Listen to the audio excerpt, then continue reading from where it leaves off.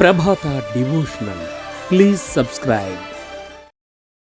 ప్రభాత devotional channel ప్రేక్షకులందరికీ శ్రీరామనవమి శుభాకాంక్షలు.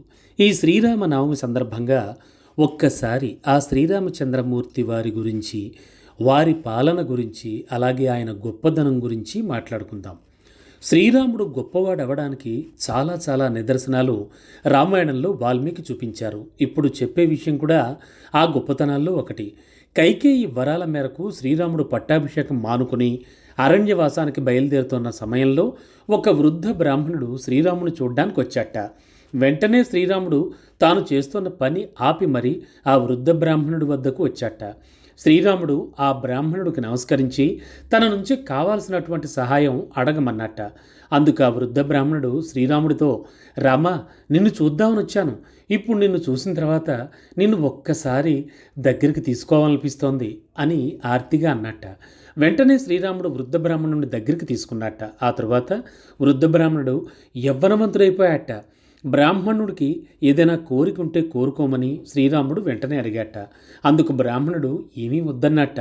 ఆ తరువాత శ్రీరాముడు, ఇక్కడ ఉన్న ఈ కర్రను విసిరేస్తున్నాను, అది ఎక్కడికైతే వెళ్ళిపడుతుందో అక్కడి దాకా సంపదలన్నీ నీవే అని చెప్పాట.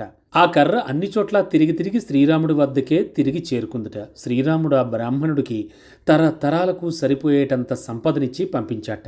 ఈ విషయంలో మనం తెలుసుకోవాల్సినటువంటి నీతి ఏమిటంటే, మహారాజుగా జరగాల్సిన పట్టాభిషేకం శ్రీరాముడికి ఆగిపోయి సకల కష్టాలతో కూడుకున్నటువంటి అరణ్యవాసానికి వెళుతున్న నేపథ్యంలో బ్రాహ్మణుడు వచ్చి అడిగిన దానికి ఏమాత్రం సంకోచించకుండా, విసుగు కోపం లేకుండా రాముడు అతన్ని ఎంతో గౌరవించి పంపించాట.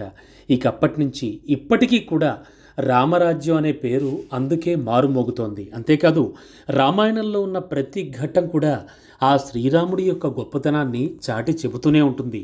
అందుకే శ్రీరాముళ్లాగా అనేటువంటి నానుడి మొదలైంది. ప్రతి విషయంలో కూడా అంతటి గొప్పవాడు ఆ శ్రీరామచంద్రుడు.